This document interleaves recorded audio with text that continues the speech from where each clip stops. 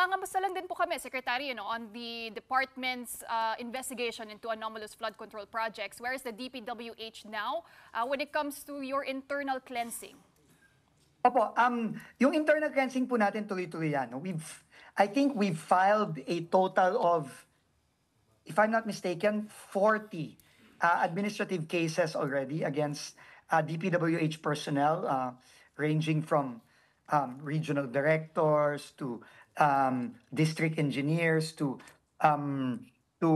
directors in the central office. And tuloy-tuloy po yun, no? There's just a process that we need to follow, but we just have to follow that process and see it through. On the other end, we are also very actively working with the ICI and the Office of the Ombudsman. And every week po, nagpa-file po kami ng mga panibagong kaso sa Ombudsman. I think we will be filing a couple of more on Friday and again next week. Tuloy-tuloy po ito, no? At kanina nga po, magkasama lang po kami ni Justice Andy Reyes at ni Sec Babe Singson sa Camp Crame. Meron po kaming command conference with the PNP, the AFP, the NBI, and other law enforcement agencies para po magtulong-tulungan para po maano po talaga, mapabilis natin itong case build-ups natin sa mga proyektong na di-discover natin as either a ghost project or a very substandard project. So tuloy-tuloy po yun, no? Ang pagpa-file ng kaso at yung tuloy-tuloy din po ang pag-iimbestiga. So more cases will be filed, Secretary. Pero tuloy pa rin po ba yung sinabi nyo na we can expect na may makukulong ngayong Pasko?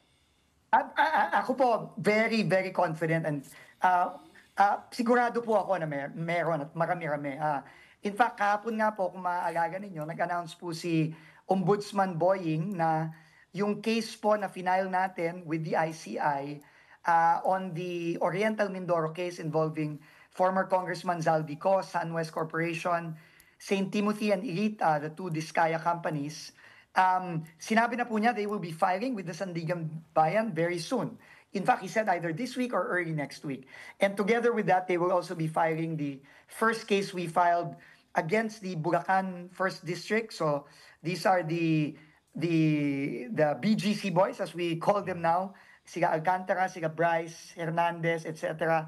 Pati na rin po sila Sara Diskaya, yung mga may-ari po ng Wawaw, ng Sims, etc. No? Ang total po niyan, 26 po ang kinasuhan sa Bulacan case, and I think about 15 ang kinasuhan dun sa Oriental Mindoro case, including former Congressman Zaldico. So roughly about 40 people.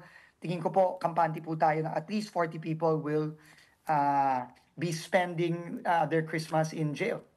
No, and that is quite certain because all the cases we have filed are all non-bailable. Yes, Sec, that's good to hear. Pero I think the bigger question for a lot of people is hindi kung merong mamamasko sa kulungan, pero kung gaano kataas yung posisyon ng mga mamamasko sa kulungan.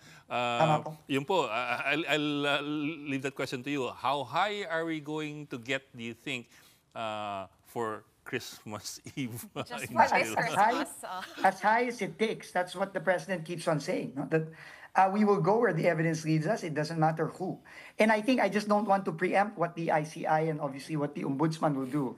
But I think we can expect filing of cases against higher ups, as they say, o yung malalaking isda, sabi nga nila. In fact, the ICI already and the Ombudsman, I think, already recommended cases to be filed against